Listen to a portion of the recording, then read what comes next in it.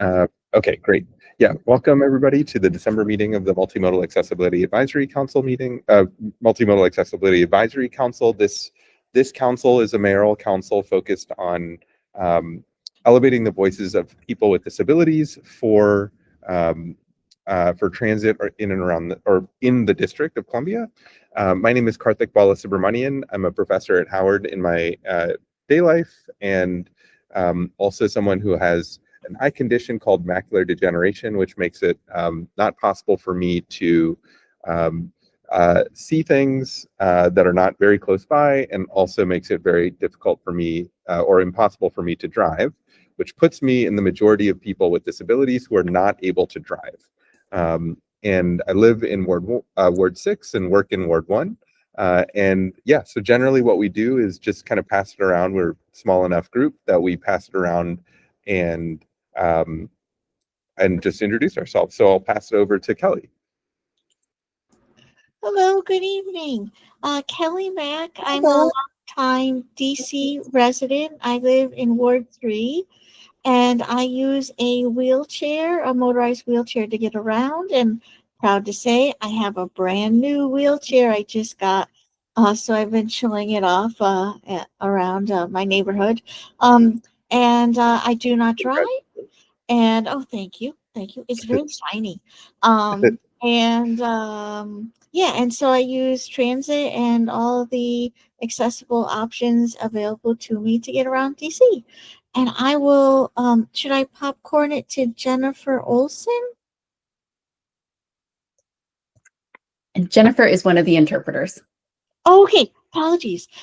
So am I the only other virtual person? Oh, Sharon just joined. Yes. Okay. Sharon. Pass it to Sharon.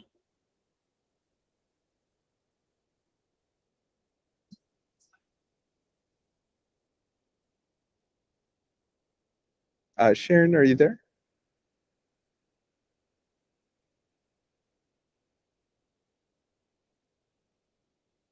Sharon? Maybe my guess is that she's stuck on mute. Oh my God, that was painful. I was trying to unmute myself and I couldn't figure it out.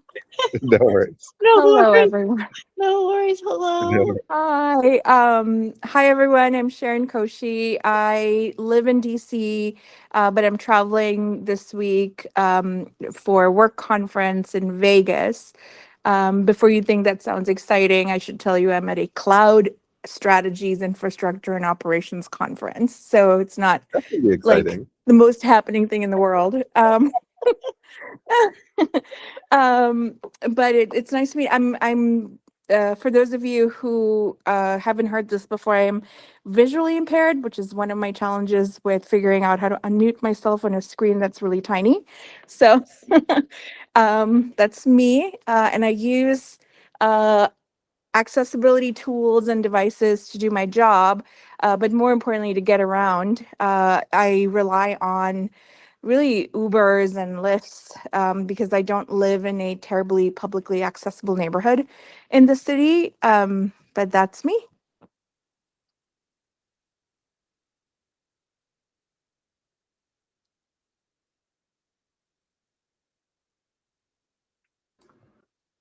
Oh, I think you're muted, Karthik.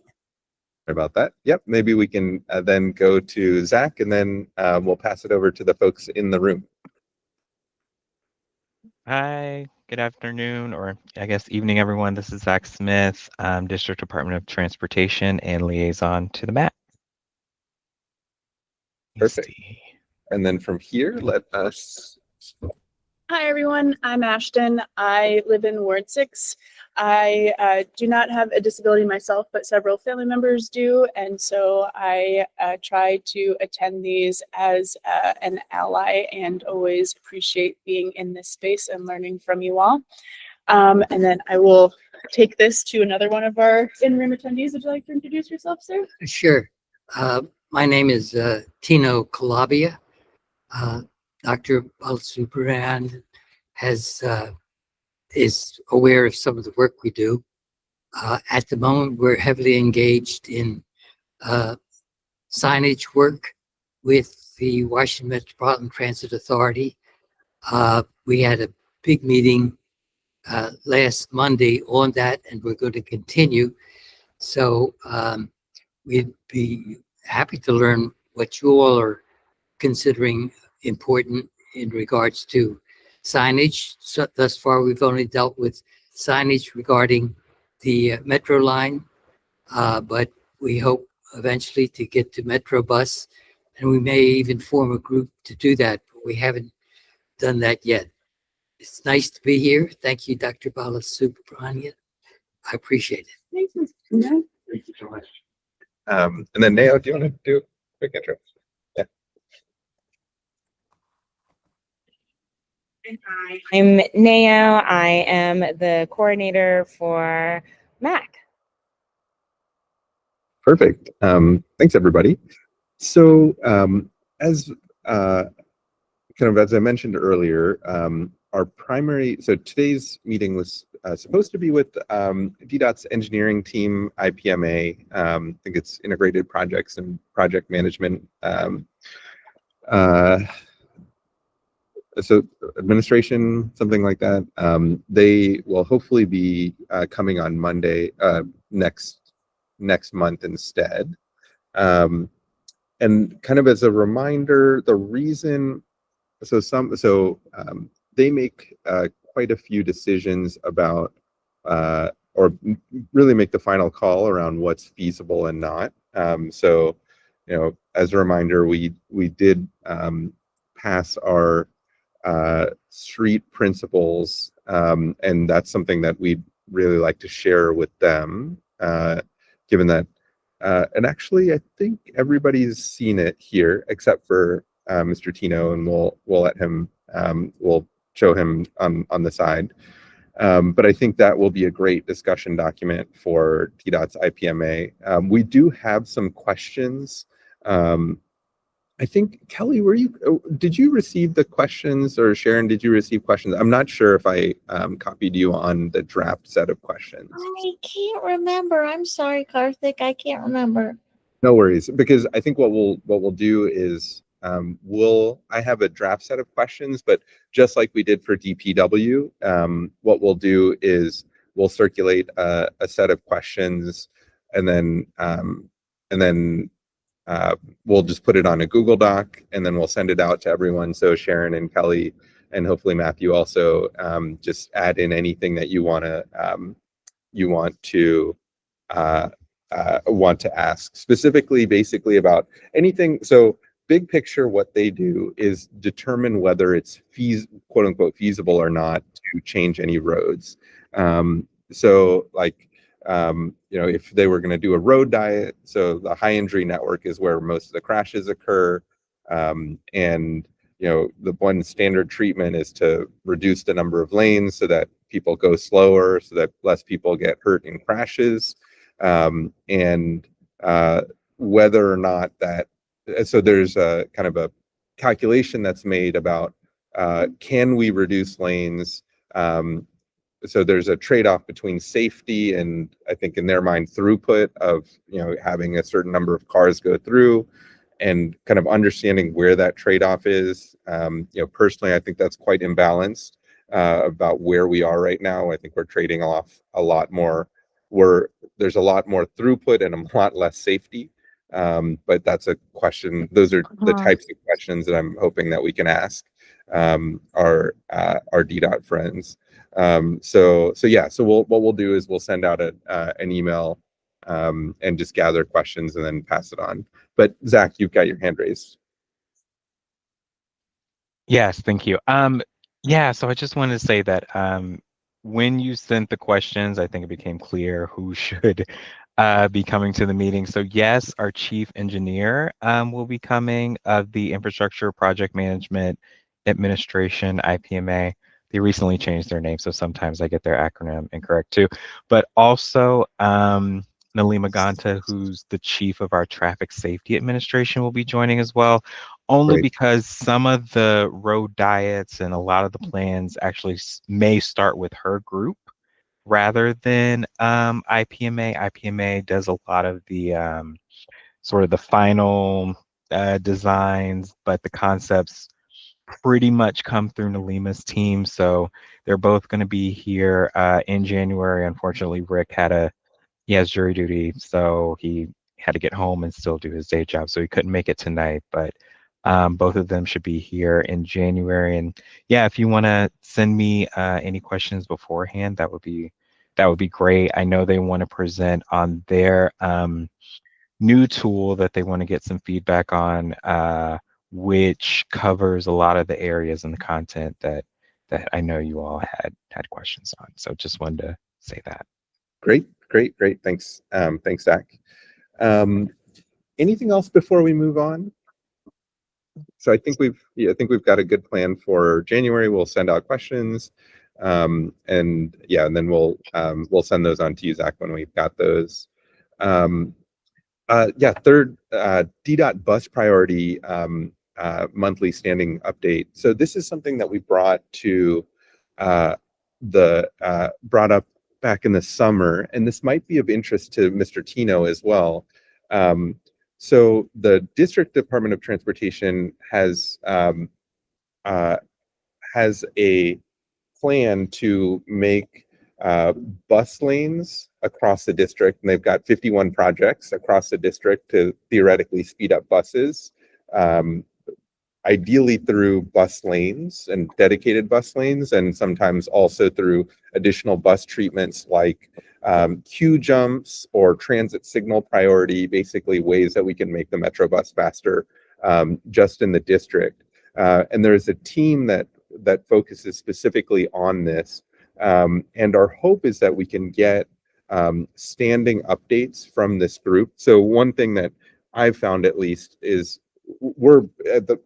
in this council, we're huge fans of this particular team. We think this team requires a lot more resources, or deserves a lot more resources than it actually does get now, because the bus is such an important accessible vehicle to move a lot of folks with disabilities and just generally move a lot of people. The Bicycle Advisory Council, there are 3 modal councils in 3 modal councils. So there's a Pedestrian Advisory Council, Bicycle Advisory Council, and the Multimodal Accessibility Advisory Council. And the Bicycle Advisory Council and the Pedestrian Advisory Council get standing updates from various teams. So DPW and MPD come to the Pedestrian Advisory Council. They also have a representative on the Major Crash Task Force. But the Bicycle Advisory Council has a team. The Bicycle Advisory Council has a representative from DDOT's team, their active transportation branch, I think, basically the folks that plan and execute bicycle lanes. And they send out the DDOT active transportation branch sends out a update every month, and also sends a representative to the Bicycle Advisory Council, meets once a month as well, that kind of lists out what all projects are happening and what the stage of that particular project is. And basically it's a good way for the BAC and also the larger community to know what stage various projects are in. But we don't have something similar for the bus priority team. And we would be champions of their work, but we don't know largely what's going on aside from what happens with the updates on the website or the YouTube channel that don't happen all that often. So the proposal was to invite the bus priority team essentially to come to our monthly meetings and give us a standing update that we can hear, and then also distribute out to the community about their projects. So that was kind of a long way of saying, or long way of just giving everybody context. But a question to Zach, have we heard any updates from them on that? So this is really helpful to understand what it was that you want from the team. As far as coming to monthly meetings, I would have to ask them about that. I think right now internally we are dealing with staff issues and sort of bandwidth and capacity, and whether or not people are programmed to come to a monthly meeting versus like the other meetings they have to attend. I can definitely bring that to them. At the very least, I can get an update on the projects and where they are, so that you all can have them. And if there are any questions, we could talk about specific ones. But yes, I would have to go back to them about monthly meetings, and maybe we can talk a little bit about what that cadence looks like if it's not monthly. But I think they'd be happy to join. I know they've enjoyed coming to this group. Cool. Yeah, and basically, so and I brought this up with Megan as or well. Megan, yeah. Yeah, and she was a fan, and actually it kind of reiterated the I think the importance of these of updates, because I had heard through the grapevine that 8th Street Southeast, the bus lane had been that bus lane project had been killed, but apparently absolutely not. That's kind of just like a rumor that wasn't true. And these are the types of things that ideally we can dispel, because there are a lot of folks who are really excited about that actually happening, and we don't want, like, we can kind of kill these rumors like while they're, before they happen. So and actually, so here is just for you, Zach, and for everybody, I'm going to share my screen real quick to show the kind of what the bike updates look like. And yeah, so even if they can't provide a person monthly, it would be cool to just have a have a snapshot of what. Let me just make sure that it's open properly. There we go.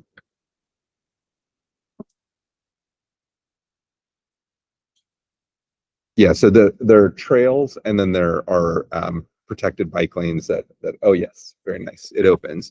So basically what the the DDOT back report, or Bicycle Advisory Council report, consists of are any updates to our wonderful Capital Bike Share system, and where there are new stations.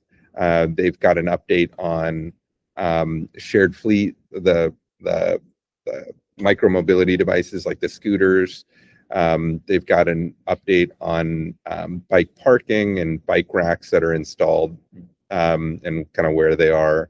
And then this is the thing that I'm kind of most interested in on the bus side is, okay, here are the various active projects that are in motion. So on 11th Street, there's a protected bike lane, and they generally add anything new in red here. So the new thing is, they received 90% plans for the 15th. So it looks like there wasn't anything new on the 11th Street plan. And then, from the previous month, they received 90% plans on November 17th. So basically, if somebody is looking at a particular project and following that, like, this is like one way, instead of like because sometimes these are more granular than just what goes up on the website. And it's just like a quick, simple, like, thing that can kind of get people oriented to like what is actually happening with any particular project that they're interested in.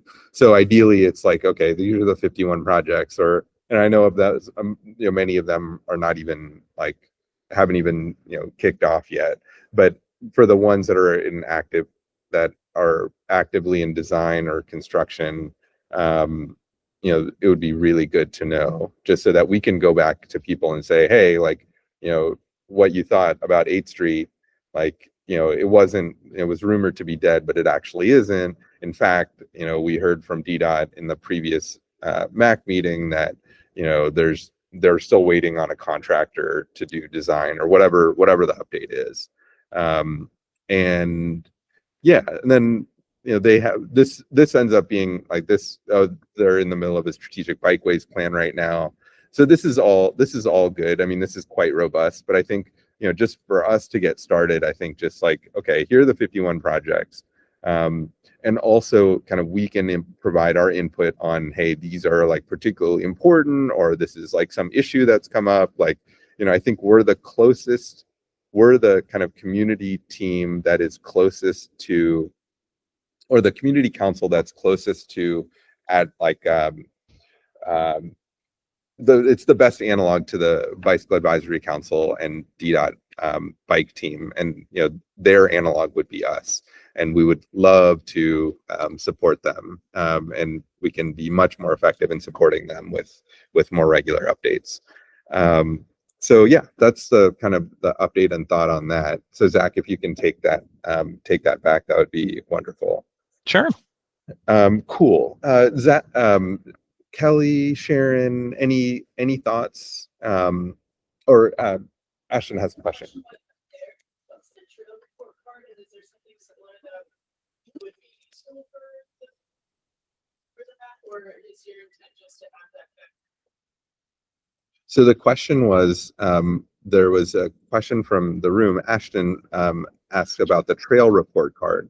The trail report card is so there are protected bicycle lanes and here we go. Yes, protected bicycle lanes and trails, which are completely like separated from car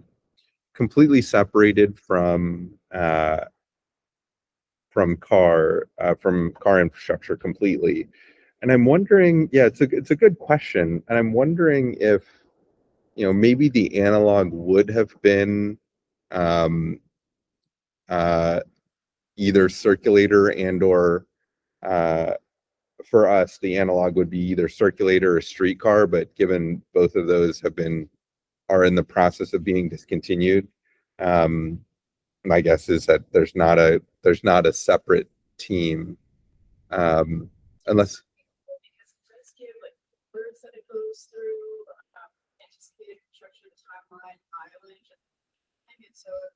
Oh, that's actually a great point.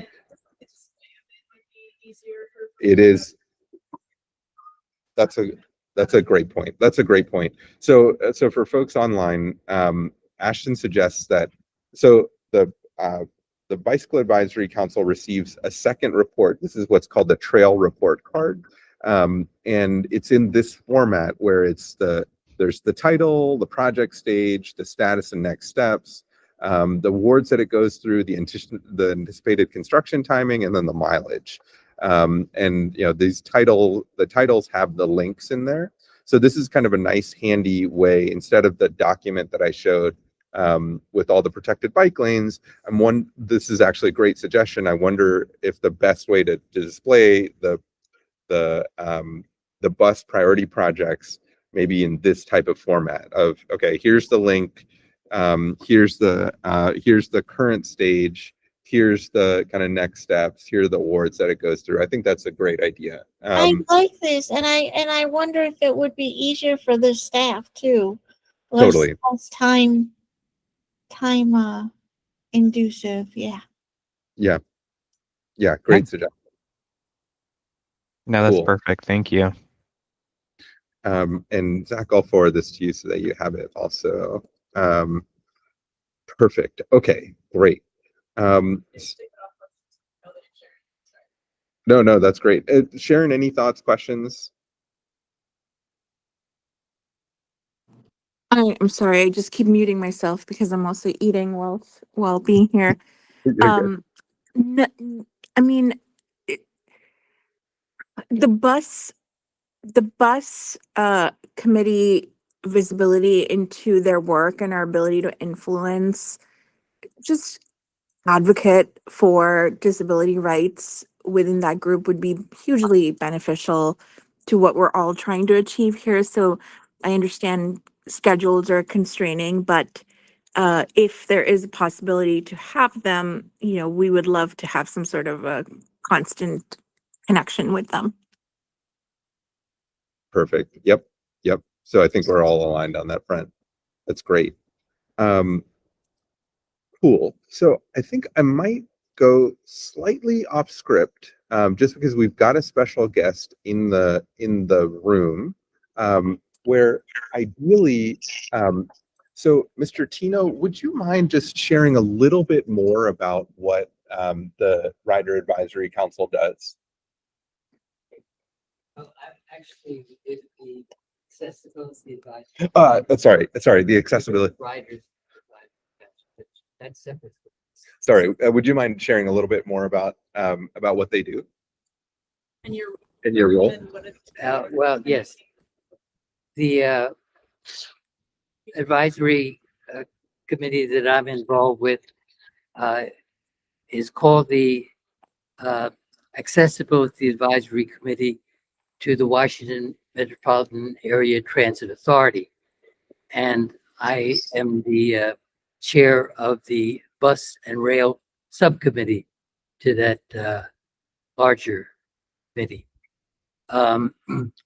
We have, well, first of all, I should say that I happen to be in the building because WMATA is having a Christmas sale of various items. And so having bought a few things, I thought I'd come up and visit with you all. I can't speak for our committee at all, obviously, but we have met with the District of Columbia's Transportation Authority regarding bike lanes and other kinds of lanes that can adversely affect people with disabilities in crossing from the sidewalk to the different stops that may be in the street itself. And we've discussed it with the District of Columbia's team that works on that kind of thing. Others, which are within our jurisdictions, are doing the same thing. They're building bike lanes and bus lanes, for example, in Montgomery County, and also in several jurisdictions in Virginia. So there's a lot of work that's been going on. It's unending. There are problems, but there are ways of overcoming these problems. And that's what we're attempting to do, work with the Montgomery County, with some of the subject, the jurisdictions in Virginia, and also with the District of Columbia. I hope we can learn from each other, and it was fortuitous that I'm here, and I'm glad to be here. Are there any things that you'd like to share about what you're doing at the AAC? So you talked about the signage and the markings, maybe? Is there anything there that? Oh, yes, Can you speak a little bit about that? Yes, we've worked on signage, and last week we had a big meeting with the Washington Metropolitan Transit Authority regarding signage in the metro stations, where they're placed, what they look like, the various colors, and the colors are important to people with low vision, and the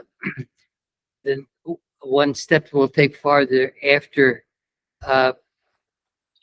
further meetings regarding the metro stations, the metro rail stations, would be to work on these kind of signage issues in the metro bus system. So we overlap with what you do, and I think we can both learn from each other. That I can say with authority. Otherwise, I am only a guest here tonight, and I can't speak for the either our advisory committee or my bus rail subcommittee. So there that I wanted to, so, you know, we have a little bit more time today because we don't have a guest from DDOT IPMA. So if you'll permit me, there are two things that I wanted to bring up regarding signage that you might, I think might be a neat thing to collaborate on. One, when my partner and I went to Spain, we saw markings on the sidewalk, large circles that indicated where bus stops were. So for example, like if you wanted to catch the D40, there was a marking on the side of the D40 runs up 7th Street here.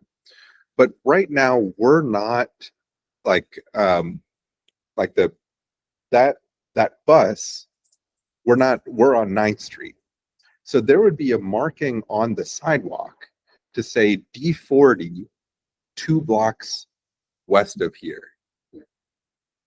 So it's basically a way to use our sidewalk infrastructure to provide wayfinding to people who needed to catch a bus, to basically direct people to where there are bus stops. I've traveled a bit, taken pictures. I've not been to Spain recently, and I'm not familiar with that. It sounds very advantageous, not just for people with disabilities, but with anybody. Yeah. With visitors. Yeah. So it seems to be a good idea. We have not discussed it yet amongst ourselves with respect to sidewalks, pointing in the direction where other buses might be. Yeah. So that's one thing that I wanted to bring up. Or actually, yeah. So Kelly or Sharon, any thoughts on that? I have so many burning thoughts on this. You know, as somebody who is visually impaired, it is very challenging to see signs, and I find an overwhelming lack of audio signage and audio features everywhere in the city, even at prominent crosswalks. I know the city has gotten better at installing them, but are there any thoughts to implementing like audio signage to make things, you know, friendly for people with visual disabilities? Oh, like the push button to like what cross like the street, or you know, I haven't seen it myself, but I've heard examples of cities where you have, you know, just a like if you're at a bus stop, or you know, it'll say the next bus is arriving in, like audio that, you know, if you can't see, and I cannot cross the sidewalk because I cannot see the physical traffic sign, and I rely on my you know, people around me to I look at their movements before I cross the street, and sometimes they jaywalk and I'm crossing the street dangerously because I think it's my turn to go. And so the absence of having audio signage for people who really cannot see or are colorblind is, you know, it does certainly impacts me. And anytime I find a call button I can push and it says wait, or you can cross the street, it's like it's such an equalizing moment for me, because it suddenly makes me feel not disabled. And so I'm sure that everyone here who has experienced any form of disability can understand that feeling of, you know, I'm not disabled, you're just not enabling me, right? However, the point being, I think, and I understand there are some cost implications for this, but if we are building a truly, you know, inclusive environment where, you know, we take our loss seriously on how that translates to the resources we provide various members of the disability community, audio signage would be a really big one for visually impaired passengers. Yes, absolutely. So a couple things. So one, there are actually, I think there are two different things that that I think we can and should address. One, it's the crossing the street. There's what are called APS signals. I think they're called. I think it stands for accessible pedestrian signal, and that has been deployed in a small subset of intersections. And then the second, and hopefully we can get an update from Zach on a little bit more on APS. But then there's also Mr. Tino brought a picture of in Bethesda, they have a push button for what at a particular bus stop, they've got a push button where it says, my guess is it announces what buses are coming. And then there's also a large font display on what buses are coming and how long it will be until they get there. So maybe we first address the APS devices, and then maybe we can bring up the we can talk about the push buttons as well, the push button for specifically buses. So Zach, can you give a quick overview of APS devices? Sure. So at most intersections, especially on like major roadways, we have the audible pedestrian signals. So these are basically just push button devices that tell you when to cross. And so that's what we've been installing. Interestingly enough, the district was, I believe, sued by a disability group because they felt that we had, I guess, we didn't have enough APS devices. So we are definitely looking at ways in which we can increase the number of those APS devices at other intersections. I can also add that to the list of things that Nalima can talk about when she's here next month, but yes. Oh, sorry. I'm just curious. What's the group that sued the district? That's I Okay. have to get back to you. Yes, I'm not sure on some man. And then the second, so that's something that we can, and so in past years at MAAC, we have advocated for a larger coverage of those APS devices. There are definitely more than a few, but it's certainly not universal, and that's where we definitely want to get to. But then the second piece on these push button devices, do you know, so the push button devices, is that WMATA installed or the city installed? City. That's It's No, on that city street, but I think it's WMATA installed.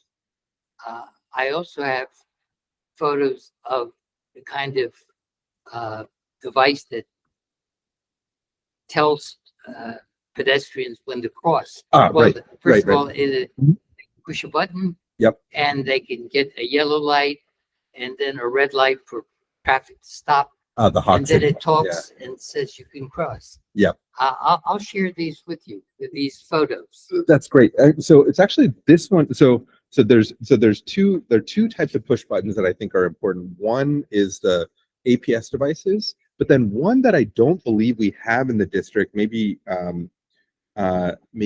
Zach, you can take a look. Would you mind opening that that push button device photo for? Oh, you mean the one what you showed? Yeah, what you showed me. Yeah. So I kind of want to show Zach this and see, because I think this is to your second question, Sharon, on push button alerting to the bus. So there's push button alerting to when you can cross, but then there's actually a second one, push button alerting to when there are buses that are coming. Hey, Karthik, I can interject a little bit. I've seen those at bus stops because I'm a regular bus user in DC. They're not everywhere, but they're at certain stops. And I wasn't sure if they were WMATA City or if they were the Clear Channel, because they're at the bigger bus with the shelters, they're at those stops. So I'm Yep. wondering if it might be in that contract for accessible bus shelters. So this is like so I know our bus, we do have um in some of those bus shelters we've got um some of the, yes, so maybe this is a city thing. So like This is different than what I've seen in DC, me, which me is too, me like too. in the inside the shelter, and it's kind of, to be honest, small writing up overhead. This It seems is. like Yeah. it would be easier to see, but anyway, I don't mean to interrupt. No, 100%. I mean, this is why I wanted to have this conversation with our special guest here. Because like if this is, so do you actually, this is a good question for Zach. Do you know if like this is, so the bus shelters are, but is part of the bus shelter agreement, the ticker symbol display on overhead? That's a good question. My first thought with that is that this would be WMATA. But you bring up a good point about the bus shelter agreement. Yeah, I'd have to get back to you on that. But my first thought is that this would be WMATA. Because what's cool about this is that I remember we may have had the bus shelter team here a long time ago. I remember interacting with, or the group that was working on that contract. There is, I think there were something like only 800 bus shelters, and I think they're maybe trying to double it now, which is great. But then there are 3,000 bus stops. And what I like about this particular infrastructure here is that even when you don't have a bus shelter, you can still have a push button for the device to get information. And I wonder, and given that I don't see this in the district, I'm wondering if this is city. Mr. Tino, do you remember where exactly this was? It's in the on the District of Columbia. I think it's the District Oh, of this Columbia is, side of Friendship Heights. so this is in DC. Yep, I think. Oh, I interesting. think it's Yeah. and on one side of the avenue, it'll be in Maryland, but there may be another one across the street, which would be in the district. I've never seen this before. So, Zach, do you recognize this device? Yes. Oh, sorry, talking to Zach, but this is. Yeah. No, I don't. And I would say if it's on the bus shelter, I know we have the agreement, but I think the agreement allows WMATA to construct the shelter how they would like to, but I would have to get back to them on that. I don't think because we wouldn't have WMATA's times there, like when the frequency of the buses. That would be something they would have to maintain. We wouldn't sort of get in the middle of their information. Okay, because apparently this is in DC. This is in Friendship Heights. Oh yeah, I believe that's in DC. I think it's just a matter of like who has ownership of it, and I believe it's WMATA. So it might be WMATA supplementing Yeah, I the think. shelter contract. I'm just speculating. Yeah. Mhm. 'Cause I just Oh, sorry, Sharon. no, go ahead. Go ahead. I was just going to say, because the shelters that I've seen are very different. And I think, Karthik, you know what I mean, where it's Yep. a screen in the back of the shelter. With that like ticker symbol top. Yeah. Yeah. So, I'm just gonna put this out there because I think it needs to be said. I appreciate that we have some technologies in some areas, and certainly I understand that budgeting and resource constraints are a real thing and how the city executes where these go, and how they get put in. But something, when I saw this and it said, the route was Potomac to Bethesda, my heart just sank because the glaring inequity of we do this to, in neighborhoods that are affluent but leave out everyone else. And we do this in, when we're contractually obligated to do something and not because it's the right thing to do across the city. If we're truly trying to get to disability rights and inclusion across the city, it is more disappointing than giving me hope.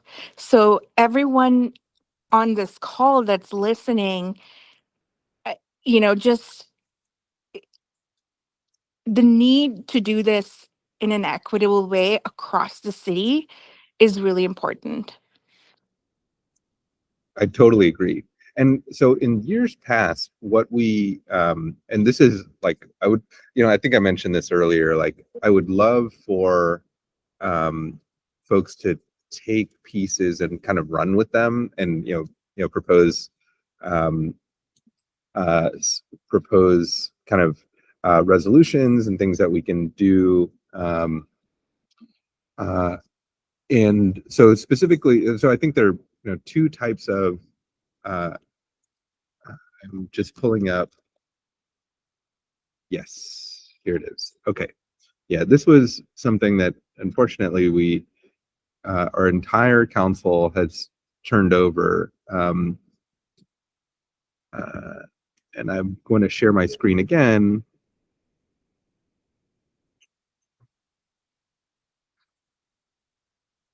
Here we go. Going to share my screen right here. Perfect. Okay. So here we are. Nope. Okay. Yeah. So the goal was to kind of create a report card for various things in various aspects of DC infrastructure around folks with disability. And the first one that we had was the percent of intersections with these push buttons, accessible pedestrian, or actually I think it's maybe, they're also called audible walk signals. But yeah, this is something that if we, ideally, this will be at every intersection in the district. I think there are like 1,500 intersections in the district, but at the very least, we want them on the biggest roads. And so that's our biggest roads are what are called principal arterials. And then the slightly smaller roads, but still quite large, minor arterials. And then lastly, any non-arterials.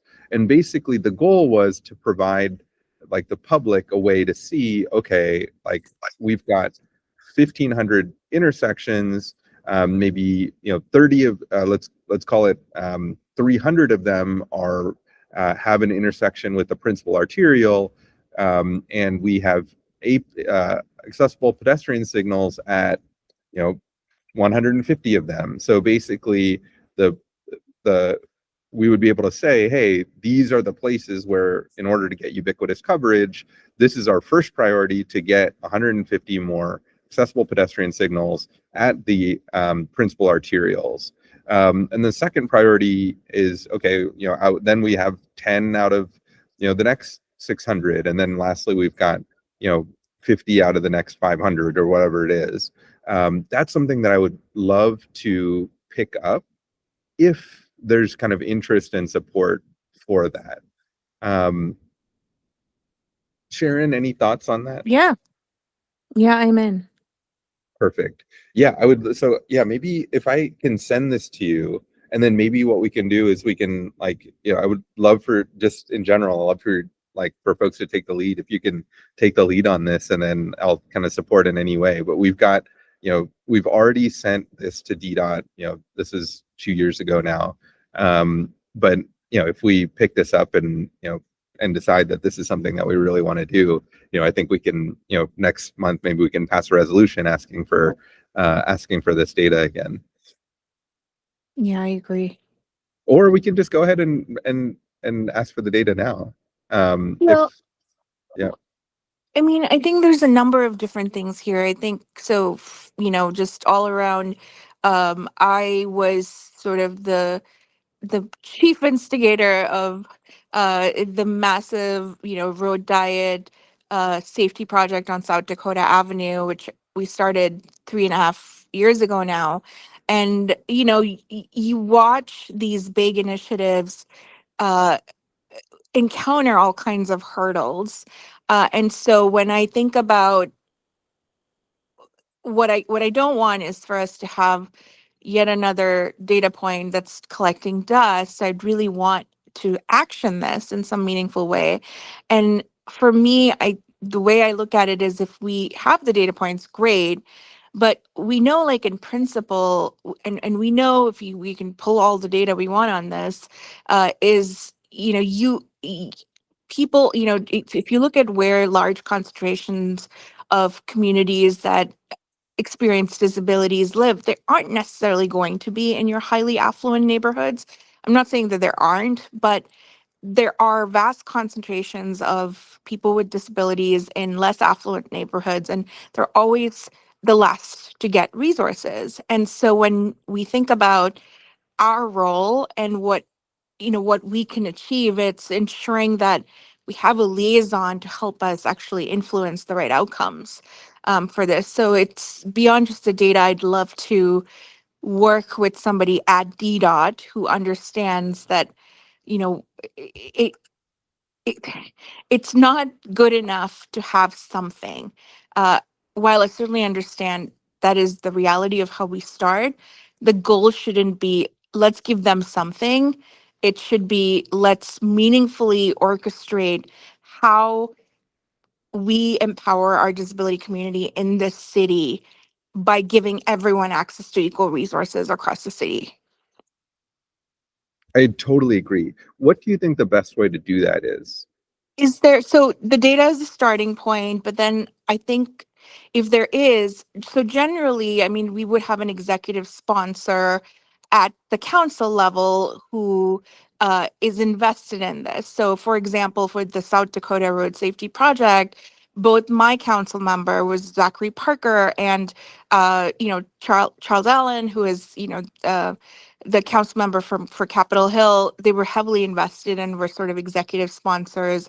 So if there's an ability to have a sponsor from the council who can help us tap into the right, whether it's DDOT or WMAACDC, the right, contacts with the right agencies to have a committee style, uh, s- you know, format on how we advance this, that would be ideal. I'm not sure where. So yeah, cool. So how do we get there? I'm Yes. 100% on board. How do Yeah. we get there?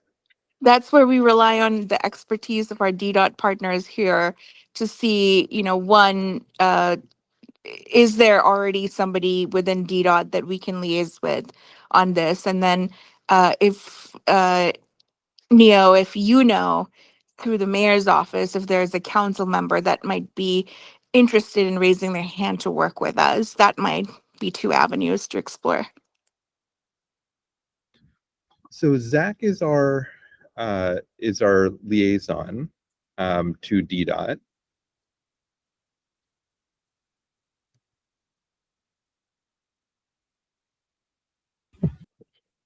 Hi. Yep. Was there a question? I'm sorry.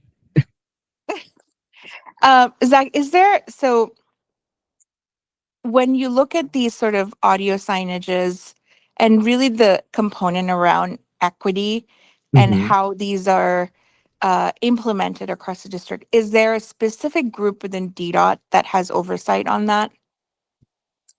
Oversight of where we place our signs, or oversight of like if we were to look at possibly new signage like this new digital signage.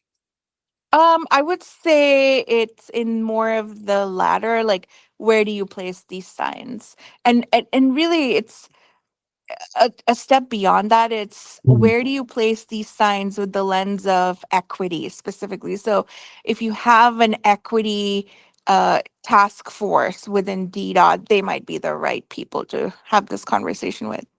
And just to clarify, Sharon, are you talking about the accessible pedestrian signals where crossing the street, or the push button for buses? It's both, to be honest with you. But I know one will be WMATA and one will be DDOT. So DDOT will probably control the push buttons. In terms of APS devices and push buttons, yes, that's what we're exploring now, because of the group that sued us is determining the best sort of framework and prioritization on where to place new ones. Yes, for APS and push button in particular. I mean, would it be helpful to connect us with that group so that we could help influence that as well? So next month when Nalima comes, I think that's something you can raise with her. We have had discussions about the MAAC being involved in our reporting requirements to this group. Okay. Yeah, that's one place to start. And then, Neo, do you know if there's a council member that might be open to connecting with MAAC as a means of sponsoring disability advocacy? True, but I can definitely do some research and find one of the council members who would be willing to partner with us. Okay. Sorry, you were coming in a little bit faded, so I caught, I think, most of what you said. Sorry, I was just saying that I can do some research to find out Okay. which of the council members, like what their voting histories look like, and if they are likely to partner with us. Okay. That'd be great. Cool. Yeah, this is fantastic. I mean, and any kind of I'll send you I'll send you this document, Sharon, and then maybe we can strategize. I would be thrilled beyond thrilled to like get this moving. Yeah. So yeah, so if whatever I can do to support, like take off and run, and maybe we can pass a resolution, or we can invite people, and yes, 100%. Amazing. Thank you, Karthik. Yeah, totally. Yeah, and kind of speaking of okay, yeah. So sorry, and we actually have it's 6:30. Maybe I should just mention this very quickly while Mr. Tino is here. The second piece of signage that I thought might be interesting, this is definitely WMATA, so I don't want to spend a ton of time on this, but while in Japan, one thing that I noticed on the in Google Maps was they told you which particular car to get into in order to do on the train. So where on the platform each of the cars were marked, car 1 through car 8 in our case, and it said, Google Maps says, hey, get on the first car or the 8th car, and there are markings on the platform so that then you get on that particular car, and that would be the one that is closest to the escalator to the next train that you needed to get on. And what was neat about that was it's just an extra layer of signage and wayfinding that would make it easiest for folks with disabilities to navigate the system. So instead, it's reducing the amount of steps that you needed to take, but then also saying, okay, here's exit. And they started to label the exits, I noticed, in L'Enfant Plaza with huge font, which is wonderful. And now like it would say, hey, exit at exit A. Because L'Enfant, I think there are 4 or 5 exits. It's complicated, but that, and they had transferred that that signage, they had coordinated with Google Maps, and that was something for me, at least, that was really eye-opening. It's like, why can't we do that DC Metro and say, hey, get on like each of those cars, label them 1, 2, 3, 4, because I think they largely stop in the same places. So like label the cars on the platform.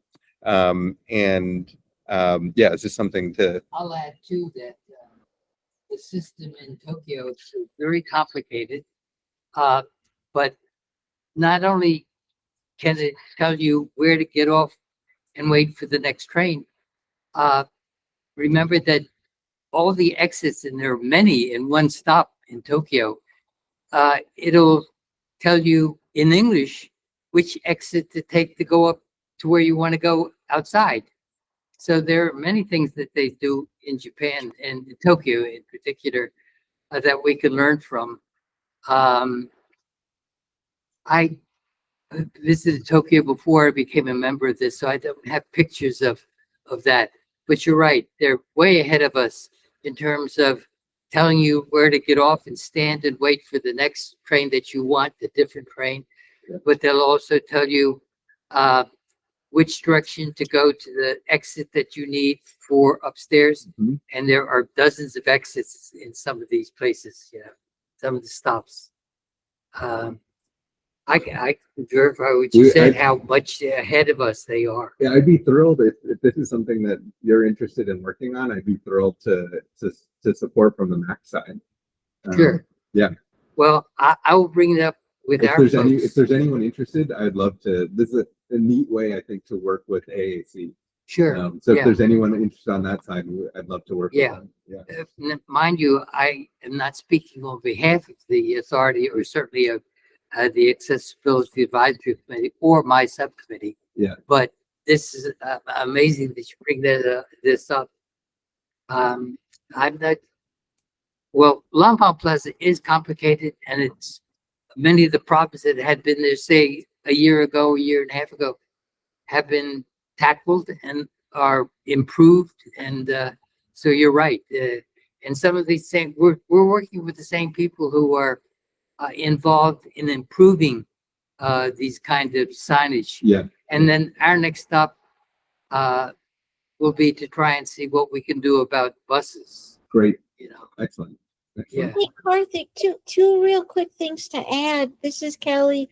So I had a bus app that I used regularly, and I don't know why it just stopped working.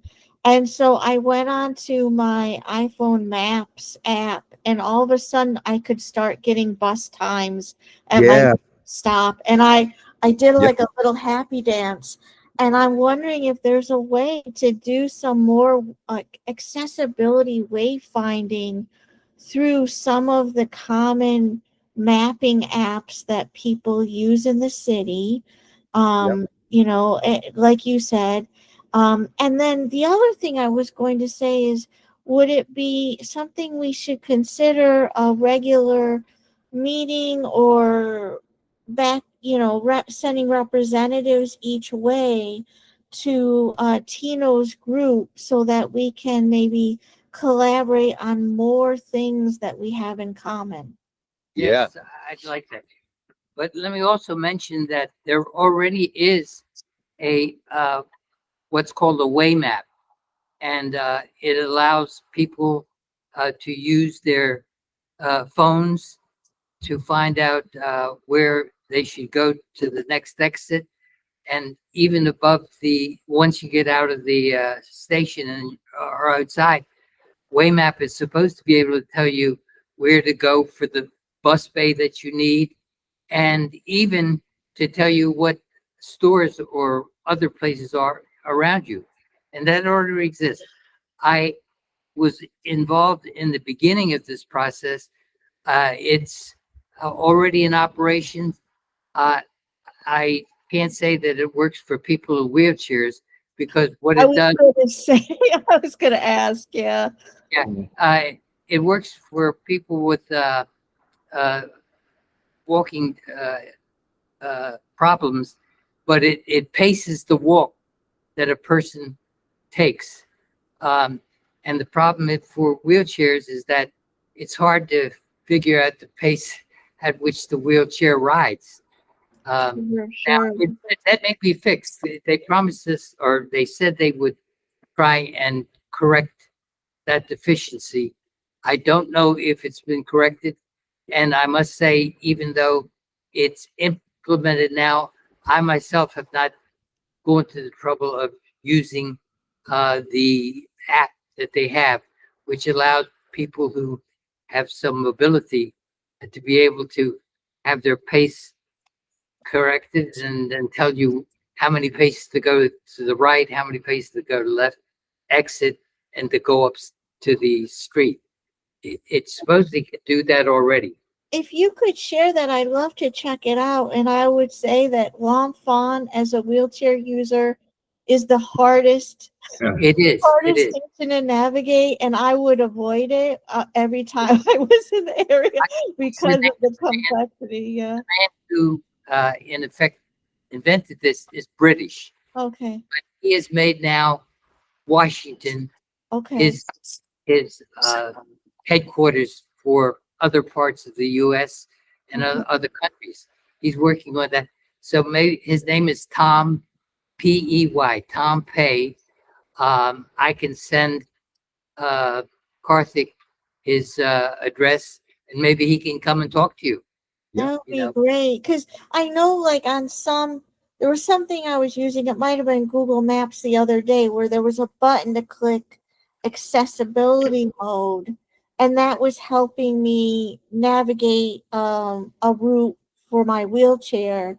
And I wonder if something like that in a wayfinder would help for people, like if you have it set for different disabilities, we could all get what we needed from the same thing, but it would just be a responsive program.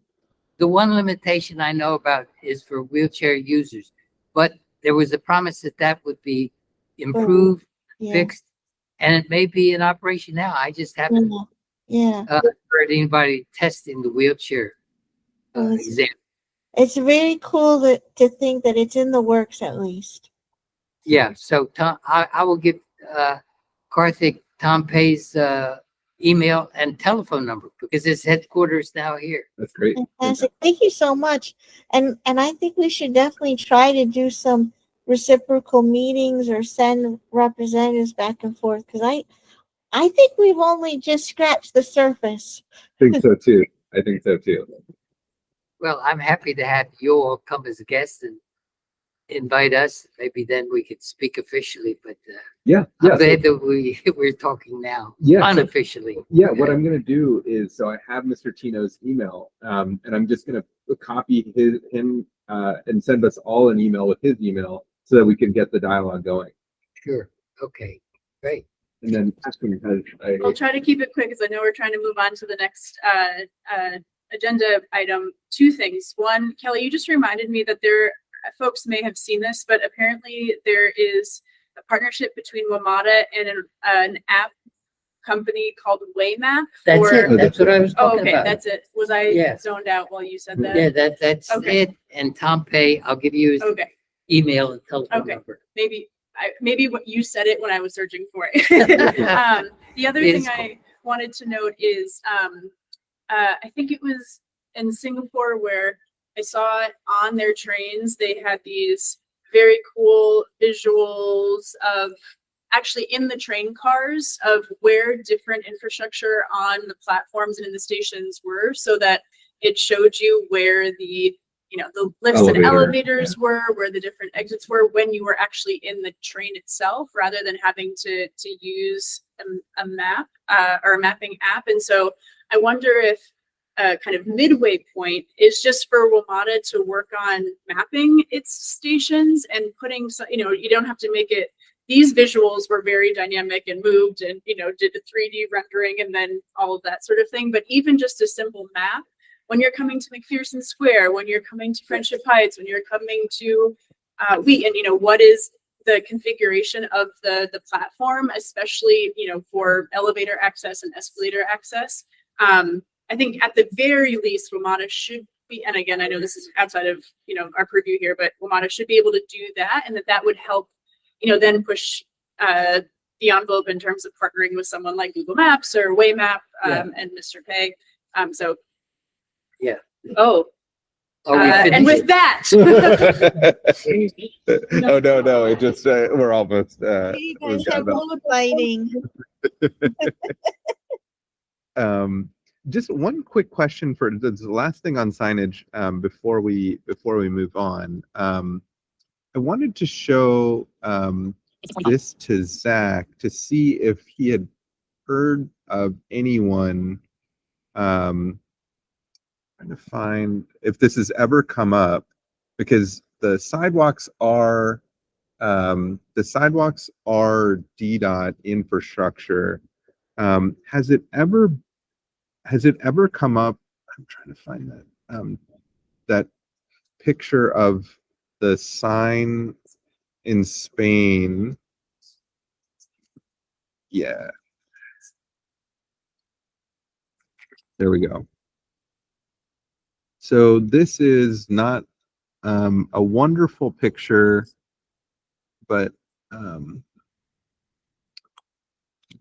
this is kind of, doesn't really show it, but it's basically saying, hey, the V13 bus is that way. And this isn't a great great example of the sign.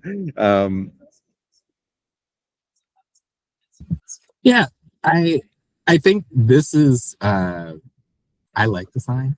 I think the questions that I would have would be whether or not we would be allowed to by USDOT to put something like this on the sidewalk. They're sort of strict on what we can put on sidewalks and streets and whether or not it would be considered compliant with their rules and regulations. Sorry, Zach, what is the agency you were just describing? The U.S. Department of Transportation. Ah, okay, yes, because we have that lovely caveat, yes.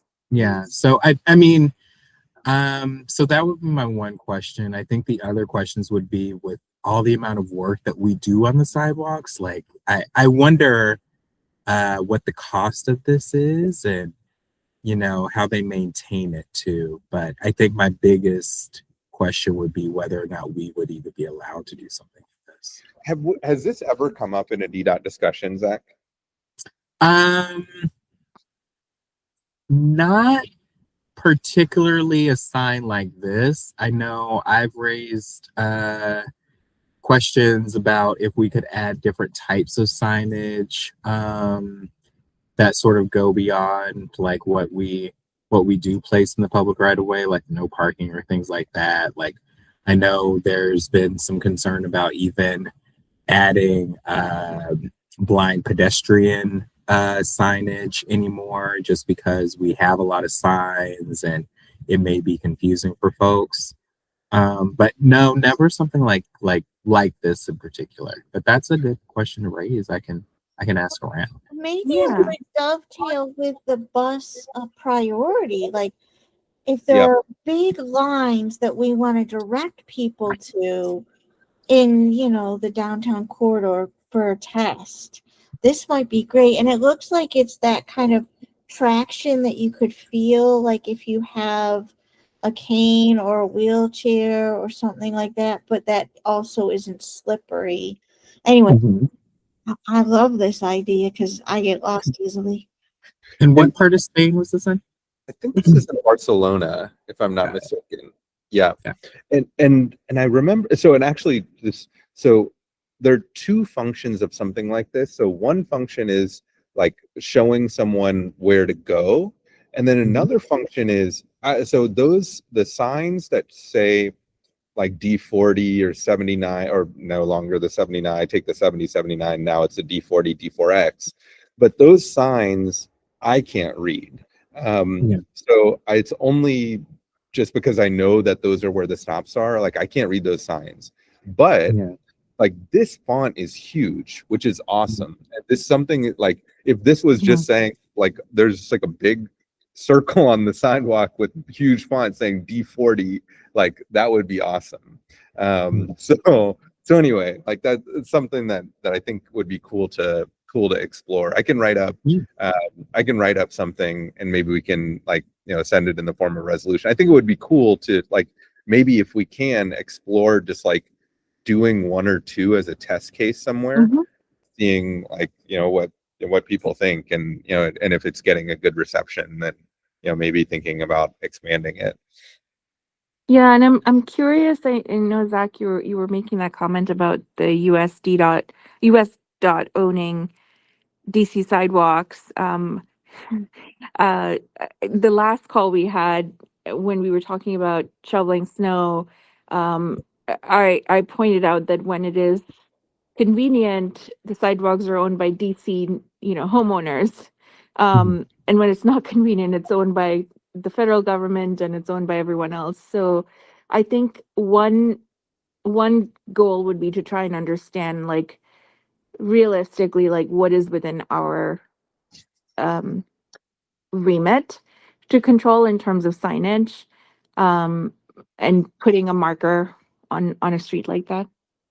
Right. And I want to be clear that we own sidewalks, and there are some sidewalks owned by the federal government. But what Got it. I'm saying is, when any type of signage, like if you were to look at maybe interstate highway signs, the federal government has their own regulations for how we do some signs, how we even do like transportation engineering. So they do have that concern. And one of the most recent example of sort of the US DOT sort of making or enforcing their authority, you could look at the rainbow crosswalks that we've added. A lot of our art in the right of way program has been Erase. under scrutiny. By Yep.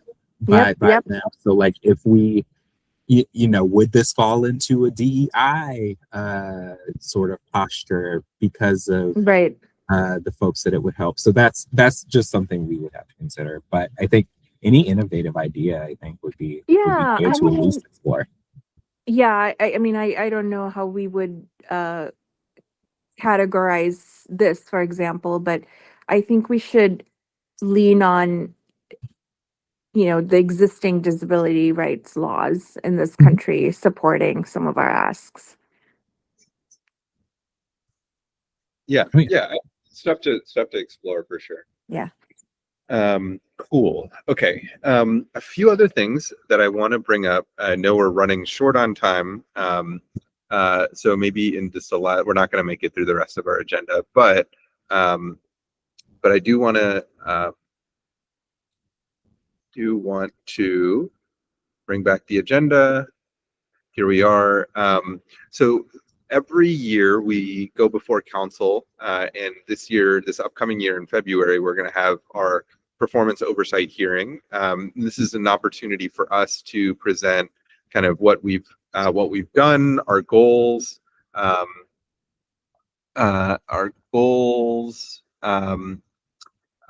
and challenges that we've had, priorities that we think DDOT and the district should have.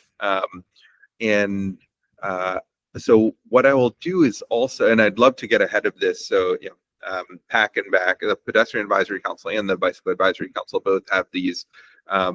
So what I would love to do is also send this out to folks, and we can kind of, again, as a Google Doc, so people can kind of add and subtract as we need. And usually it's due at the beginning of February or the end of January. So so it'd be great to get folks' input on that. And then the last thing, and I do want to leave just 1 or 2 more minutes. I want to leave about 5 minutes for just general discussion and discussion for the public. But I do want to mention we have been making progress on daylighting.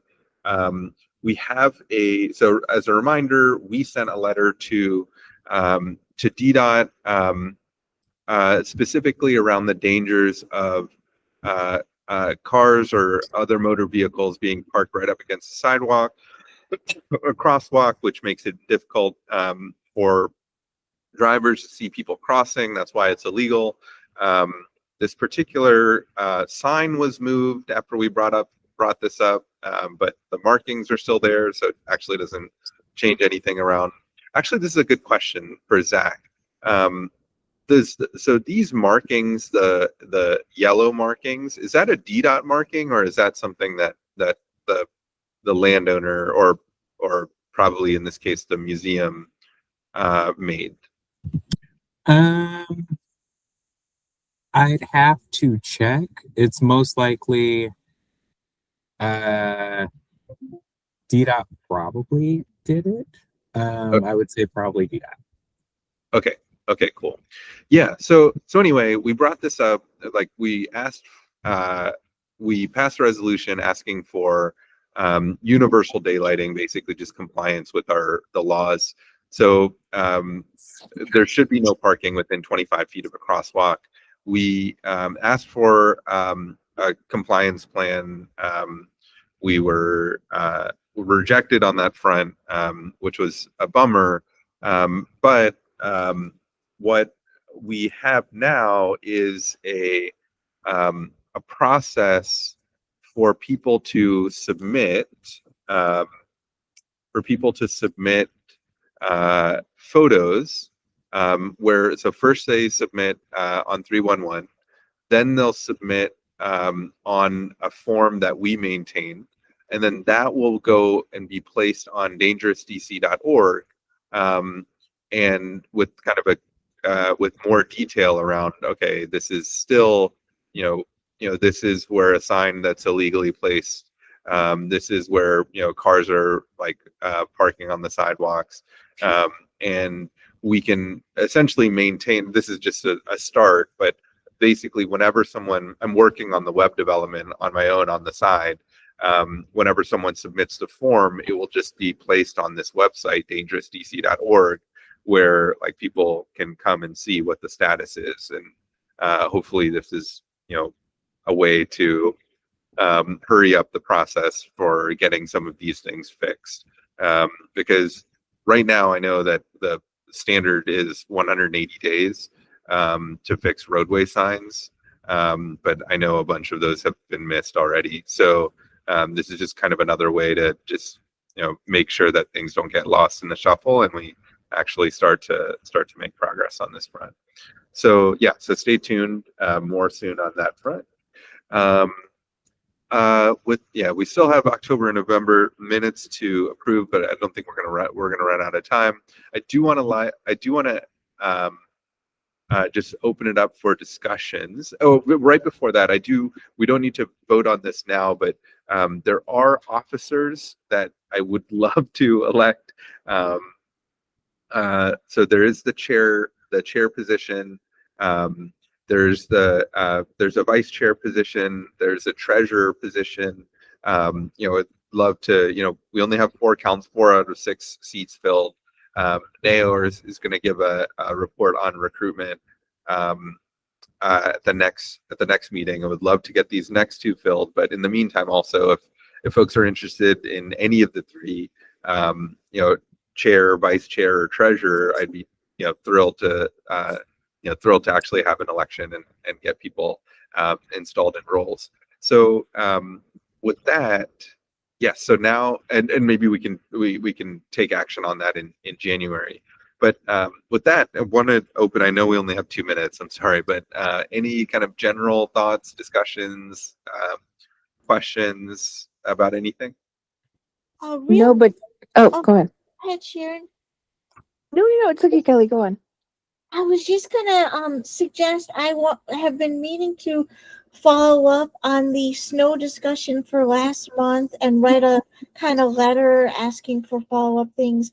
We haven't heard anything more from our presenters, right? We haven't. Okay. We have. Okay. I'll draft something and send it out to everyone, and we can do our edits in the Google Doc. That sounds great. And then, yeah, maybe what we can do is we can have that to vote. Like if you send that out, we can all comment on it, and then have something finalized. And then we can finalize it on January, vote on it in January, and send it. That'd be great. Cool. All right, Karthik, I was going to leave you all with the most interesting thing I learned today. And I'll start this with a question. How many of you place your meals in the center of the microwave when you're microwaving a meal? It's a good question. Maybe I try to, but just because it's like, I don't know, but not. I don't. I think. Okay. Yeah. Tell us. Yeah, tell us. So this is the most interesting thing that I learned today.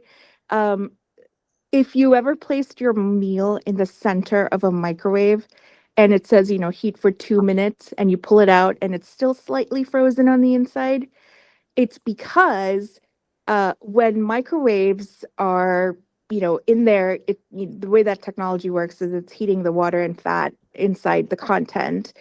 And they are most ineffective when they collide with each other. So when microwaves collide with each other, they produce no heat. And the area that they're most likely to collide with each other is in the center of the microwave, which Interesting. is why, in fact, all of the packaging say to put it on the edge of the microwave so that it rotates evenly. But that was the most interesting thing that I learned today, and I thought that would be interesting to you all as well. That's a great PSA. That's a great PSA. We'll Yeah. start doing it. Awesome. Yeah. Cool. Thank you for that. That's very, very cool. Okay, it is now 7 o'clock. I will call this meeting. Thank you so much for attending the December meeting of the Multimodal Accessibility Advisory Council. A lot of good stuff that's coming up for January and next year. Please stay tuned for emails. Yeah, a lot of great stuff that's happening. So thanks so much for everybody. Happy holidays, and we'll see you next year. Happy next year. holidays. Take Happy care. New Year. Take care, everyone. And feasting. Yeah.